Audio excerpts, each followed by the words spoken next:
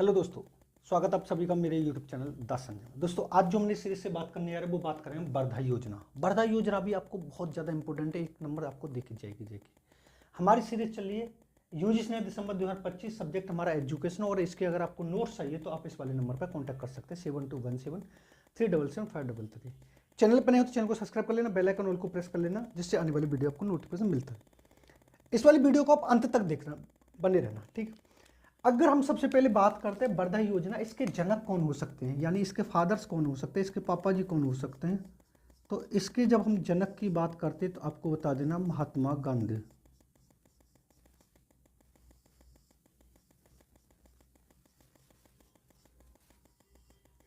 महात्मा गांधी ने वर्धा योजना जो दी थी 1937 में दी थी। कई बार क्वेश्चन तो ये पूछा गया वर्धा योजना कब आई थी, तो आपको बता दें 1937 में हुई थी। महात्मा गांधी के जन्म की जब हम बात कर लेते हैं कि इनका जन्म कब हुआ था और इनकी मृत्यु की बात कर लेते हैं। पूछी भी गई है मृत्यु और जन्म कब हुआ, तो आपको बता देना 2 अक्टूबर 1869 को इनका जन्म हुआ है, 2 अक्टूबर। और उसके बाद 30 जनवरी 1948 को इनकी मृत्यु हो गई है। ये डेट पूछी गई है, इस वजह से हम आपको बता रहे हैं कि ऐसा नहीं कि नहीं पूछी गई तो हम बता नहीं रहे, क्योंकि जब आप भारतीय दार्शनिक पढ़ेंगे रविन्द्रनाथ टैगोर, विवेकानंद, महात्मा गांधी, अरविंद घोष, सावित्रीबाई फुले और नेल लोडिंग्स, ये सारे जब हम पढ़ेंगे तो यहाँ से भी आपको क्वेश्चन मिलेगा। तो इस वजह से हमने पढ़ा दिया। अब समझना क्या है कि जब वर्धा योजना आती है तो वर्धा योजना के अन्य नाम भी होते हैं जो आपको अच्छे तरीके से पढ़ने हैं। अगर हम वर्धा योजना के अन्य नामों की बात करते हैं तो वो अगर इन अन्य नामों के नाम से भी जानी जाती है तो वो 1937 में ही जानी जाएगी। अन्य नाम कौन कौन से हो सकते हैं? पहला जो हमारा होगा वो होगा बेसिक शिक्षा,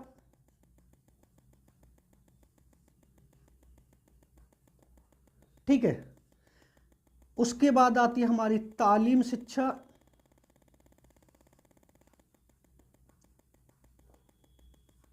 उसके बाद आती है हमारी प्राथमिक शिक्षा,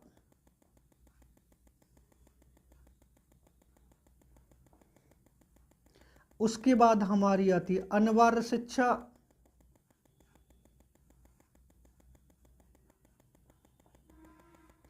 उसके बाद हमारी आती है हस्तशिल्प शिक्षा, उसके बाद हमारी आती है क्रिया प्रधान शिक्षा,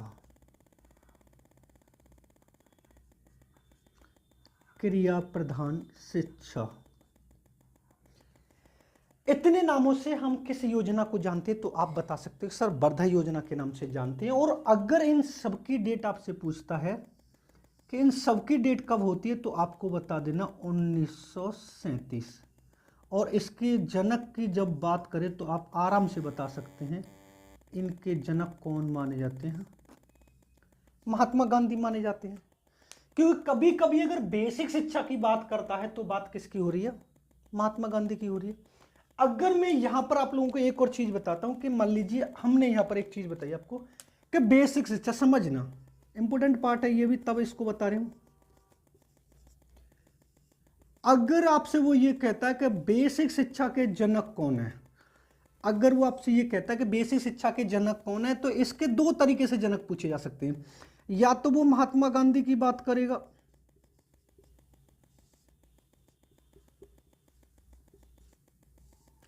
या फिर कोठारी आयोग की बात करेगा। किसकी बात करें? कोठारी आयोग। कोठारी आयोग कब आया था? 1964 और 66 में। क्योंकि कोठारी आयोग ने भी एक तरीके से प्राथमिक शिक्षा या संपूर्ण शिक्षा या फिर बेसिक शिक्षा पर बल दिया था। और अगर ये नहीं आता तो फिर महात्मा गांधी तो है ही है। समझ लेना ये वाली बात, क्योंकि यहां पर वर्धा योजना को पढ़ रहे हो। वर्धा योजना को कितने नामों से जानता है? बेसिक शिक्षा, तालीम शिक्षा, प्राथमिक शिक्षा, अनिवार्य शिक्षा, हस्तशिल्प शिक्षा, क्रिया प्रधान से। इन सबके जनक जो माने जाएंगे वो महात्मा गांधी माने जाएंगे, जो वर्धा योजना की तर्ज पर इसको लेके आए थे। अब समझना क्या है कि अगर मैं आपसे ये वाली बात बोलूं कि वर्धा योजना का मुख्य उद्देश्य क्या हो सकता है,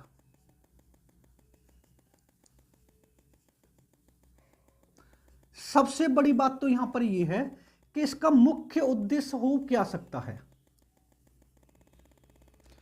तो यहां पर जब भी आपसे मुख्य उद्देश्य की बात करें तो आपको बता देना है 6 से 14 वर्ष तक के बच्चों के लिए।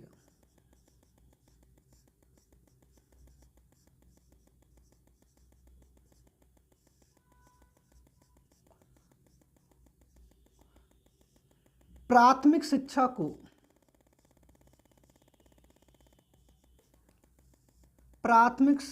को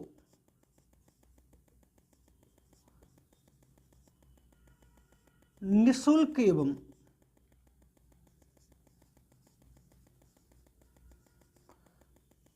अनिवार्य बनाने का सुझाव दिया।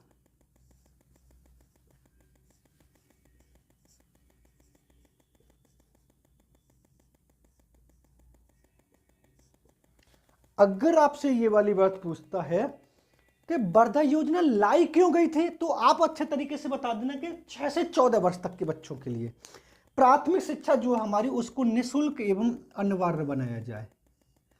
6 से 14। अगर यहीं पर वो क्लास की बात कर लेता कि कौन सी क्लास तक है, तो क्लास 1 से लेकर 8 तक, क्लास 1 से लेकर 8 तक जो हमारी प्राइमरी एजुकेशन उसको फ्री और कंपलसरी कर दिया जाए, इसका उन्होंने सुझाव दिया था। जो लागू कहां पर की गई थी, अगर लागू की बात कर लेंगे आप, यहां पर हम थोड़ा सा लिख भी दे सकते हैं। इसको लागू किया गया था 2009 में, जो RTE नाम सुना होगा, जिसकी डेट थी 1 अप्रैल 2010। सुझाव 1937 की बात हो रही है, लेकिन इसको लागू कहां पर किया था? 1 अप्रैल 2010 को राइट टू एजुकेशन, शिक्षा का अधिकार अधिनियम आया था, तब वहां पर कहा गया था कि प्राथमिक शिक्षा को निःशुल्क और अनिवार्य कर दिया जाए, यानी कक्षा 1 से लेकर 8 तक तो कोई फीस नहीं ली जाएगी और किसी भी बच्चे को फेल नहीं किया जाएगा। ये सारी की सारी बातें राइट टू एजुकेशन यहां पर डॉक्टर मनमोहन सिंह की सरकार में आई थी। लेकिन इसका जो उद्देश्य, जो इसकी नींव जो रखी गई थी, वो 6 से 14 वर्ष में जो रखी थी, महात्मा गांधी ने अपनी वर्धा योजना में रखी थी, जिसको इतने नामों से जाना जाता है। समझ में आ रही है आपकी बात? ये बोलो क्लियर है। अब एक और क्वेश्चन आपसे ये पूछ सकता है कि मान लीजिए वर्धा योजना जो होती है वो संबंधित किससे हो सकती है? ये भी कई बार क्वेश्चन पूछा गया। अगर वो आपसे ये वाली बात पूछता है कि वर्धा योजना किससे संबंधित होती है, तो आपको कैसे बता देनी कि ये सब प्राथमिक शिक्षा से संबंधित होती है। किससे संबंधित होती है? प्राथमिक शिक्षा से संबंधित होती है। ये भी कई बार पूछा गया है। अब अगर हम यहां पर एक और पॉइंट की बात चलती है कि वर्धा योजना में महात्मा गांधी ने 3R व 4H पर बल दिया। अब महात्मा गांधी की वर्धा योजना में 3R और 4H है क्या? ये भी बहुत अच्छा पॉइंट है। इसके नोट्स चाहिए तो आप इस वाले नंबर पर कांटेक्ट कर सकते हैं 7217377533। यानी 3R और 4H है क्या, इसके बारे में चर्चा करते तो है। तो ये बहुत इंटरेस्टेड चीज। मान लीजिए अगर हम 3R की बात करते हैं कि 3R है क्या, तो एक बता देनी आपको रीडिंग,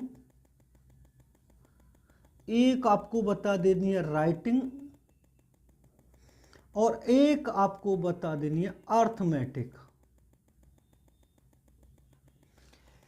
यानी लिखना, पढ़ना और गणितीय संक्रिया 3R के बीच में आती है। कि जब हम प्राथमिक स्तर पर कक्षा 6 से 14 वर्ष, 6 से 14 वर्ष कक्षा 1 से लेकर 8 तक के बच्चों को जब हम पढ़ाएंगे, तो उसकी जो मुख्य आधारशिला होगी शिक्षा की, वो ये होगी कि बच्चों को लिखना, पढ़ना और गणितीय संक्रिया सिखाना, जिसका मतलब रीडिंग, राइटिंग और अर्थमेटिक, जिसको हम 3R के नाम से जानते हैं। जब हम 4H के नाम से जाने के 4H हो क्या होती है, तो आपको एक बताना हेड, दूसरा आपको बताना हैंड, तीसरा आपको बताना है हेल्थ, और चौथा आपको बताना हार्ट। यानी बच्चे के हाथ और सिर, स्वास्थ्य और दिल का विकास करने वाली शिक्षा होनी चाहिए। तो आपको अगर ये पूछे कि 4H क्या होता है, हेड, हैंड, हेल्थ और हार्ट, और 3R का मतलब है रीडिंग, राइटिंग और अर्थमेटिक। आपसे क्वेश्चन ये पूछा जा सकता है 3R और 4H पर बल किसने दिया, तो आपको बताएंगे महात्मा गांधी ने। किस योजना में? वर्धा योजना में। और हमारी वर्धा योजना कब आई थी, तो आपको बता रहा हूं 1937 में आई थी, जिसके जन्म महात्मा गांधी जाने जाते हैं। महात्मा गांधी का जन्म 2 अक्टूबर 1869 को हुआ था, जिनकी मृत्यु 30 जनवरी 1948 को हुई थी। अब यहां पर एक और चीज जो ज्यादा इंपॉर्टेंट है, वो है बेसिक समय चक्र विभाजन। बेसिक समय चक्र ये थोड़ा सा ज्यादा इंपॉर्टेंट है, आपसे क्वेश्चन ये वाली बात पूछी जाती है कि बेसिक समय चक्र किसने दिया है, तो आपको बताना महात्मा गांधी ने दिया। और बेसिक समय चक्र होता क्या है, थोड़ा सा आप इसको समझिए कि मान लीजिए यहां पर आपसे शिक्षण का समय पूछा जाएगा, शिक्षण का समय। अब शिक्षण का समय जो पूछा जाएगा वो एक दिन का पूछा जाएगा, एक दिन के शिक्षण का समय कितना हो सकता है, महात्मा गांधी ने रखा था। तो दो चीज आपको याद रखनी कि एक दिन के शिक्षण का कुल समय पूछे तो आपको बता देना 6 घंटा है। कितना है?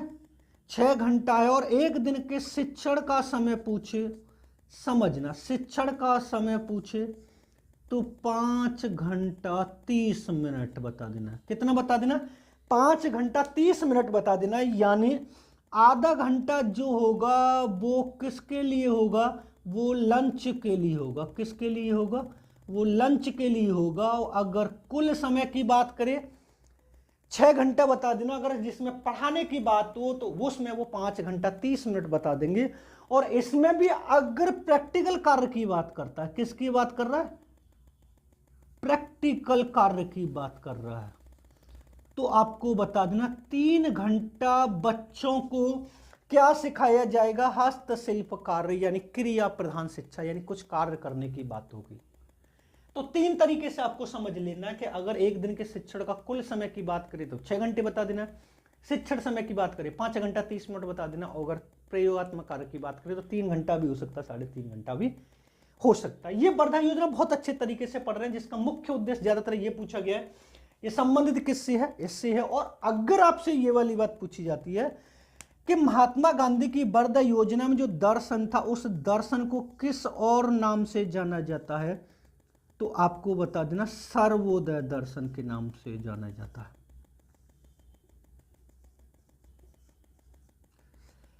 किस दर्शन के नाम से जाना था? सर्वोदय दर्शन के नाम से जाना जाता है। ये पूरा का पूरा मैंने आपको अच्छे तरीके से बता दिया है। महात्मा गांधी की वर्धा योजना 1937 में आती, जिनका जन्म हुआ था 2 अक्टूबर 1869 को, जिनकी मृत्यु 30 जनवरी 1948 को। इसके मुख्य उद्देश्य की बात करें तो आपको बता देना है, इसका मुख्य उद्देश्य 6 से 14 वर्ष तक के बच्चों के लिए प्राथमिक शिक्षा को निःशुल्क और अनिवार्य बनाना है। लेकिन अगर 3R की बात करता है तो रीडिंग, राइटिंग, अर्थमेटिक, और 4H की बात करता है तो हैंड, हार्ट, हेल्थ और हेड की बात करता है। इसके बेसिक समय चक्र विभाजन की बात करता है तो कुल समय 6 घंटा बताना और शिक्षण समय 5 घंटा 30 मिनट बताना है। ये पूरा का पूरा वर्धा योजना मैंने आपको पढ़ा दिया। अगर वीडियो पसंद आए तो वीडियो को लाइक करो, शेयर करें। चैनल पर नए हो तो चैनल को सब्सक्राइब कर लें, बेल आइकन ऑल को प्रेस कर लें, जिससे आने वाले वीडियो का नोटिफिकेशन आपको मिलता है। मिलते हैं नेक्स्ट वीडियो में। धन्यवाद। आप चाहें तो इसका स्क्रीनशॉट ले सकते हैं।